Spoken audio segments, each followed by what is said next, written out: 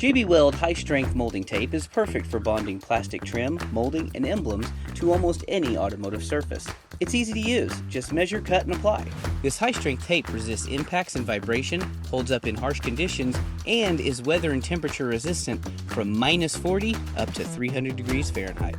Here's how to use it. First, clean both surfaces thoroughly and make sure the area is dry and free of old tape, dust, dirt, or debris. For new installs, use masking tape as a placement guide so you get it right the first time. Unroll the tape and measure out how much you need. JB Weld molding tape is easily cut with scissors or a razor knife. Apply the uncovered side of the tape to the part you're attaching and press firmly into place. Next, peel off the red film.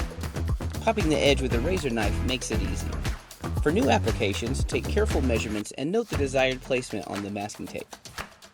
Then align the part in the desired location and press firmly to secure it. The bond is ready for light use in 60 minutes and reaches full strength in 24 hours. For a strong, reliable hold on trim, emblems, and more, trust JB Weld high-strength molding tape. JB Weld, world's strongest bond.